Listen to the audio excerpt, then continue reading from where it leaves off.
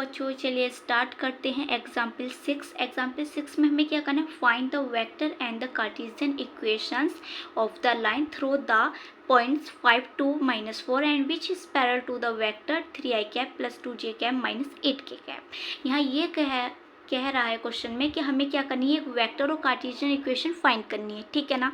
तो एक लाइन है, एक लाइन जो है वो थ्रू द पॉइंट्स, उसके जो एक लाइन है उसके पॉइंट्स हमें ये गिवन है एंड जो वो पैरेलल है वो किस वेक्टर के पैरेलल है, इस वेक्टर के पैरेलल है ना।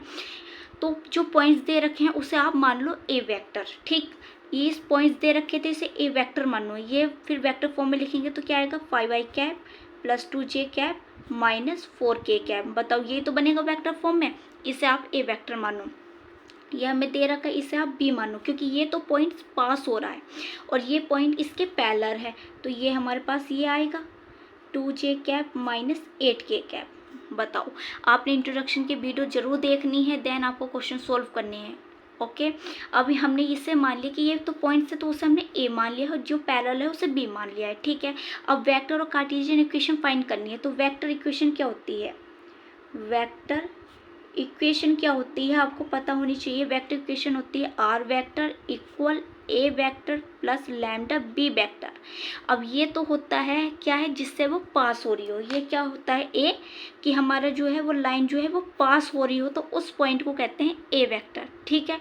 बी क्या है, बी होता है पैरेलल, कि एक हमारे पास क्या है, एक वेक्टर है वो पैरेलल है। तो देखो यहाँ थ्रो द पॉइंट, इससे तो वो थ्रो हो रही है, पास हो रही है समझो, तो इसे हमें क्या मानना है, ए मानना है, क्योंकि इससे पास हो रही है। और वी वेक्टर जो है वो क्या होना चाहिए, पैरेलल होना चाहिए। तो ये वी वेक्टर पैरेलल हमें दे रखा है, तो बस आपको क्या करना है, इसमें पुट करना है। तो चलिए पुट करते हैं। ए क्या है 5i cap plus 2j cap minus 4k cap, clear, plus lambda, lambda times of v vector. तो बी हमारे पास क्या है 3i cap plus 2j cap minus 8k cap. ये क्या है, वेक्टर फॉर्म है। क्लियर हुई बात, समझ में आया आपको ये।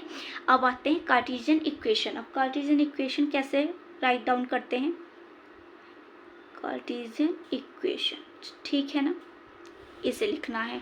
अब कार्टेशियन इक्वेशन की आप स्टैंडर्ड फॉर्म देखो, आप पहले क्या होती है, x minus x1 upon a equal to y minus y1 upon b equal to z minus z1 upon c।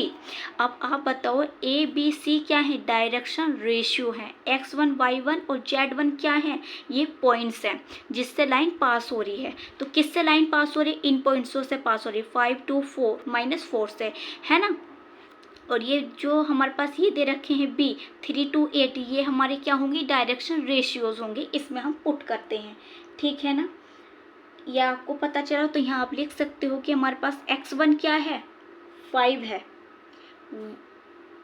y1 क्या है 2 है और z1 हमारे पास है -4। यही तो लिखे देखो पॉइंट्स जो हमें दे रखे हैं, a के और b के क्या होंगे, डायरेक्शन रेशियोज होंगे। तो a हमारे पास है 3, b हमारे पास है 2 और c हमारे पास है -8। अब इसमें पुट करो आप, क्या है x -5 upon 3 equal y minus क्या है ये 2 अपॉन 2 इक्वल z माइनस और -4 है ना, अपॉन क्या आएगा -8।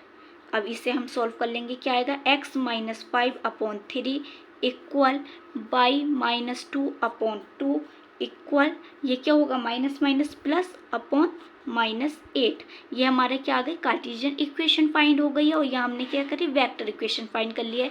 तो इस तरीके से हम एक वेक्टर इक्वेशन लिखते हैं और कार्टेशियन इक्वेशन लिखते हैं। क्लियर हुई बात। वीडियो को लाइक करें, शेयर करें और चैनल को प्लीज़ सब्सक्राइब करें।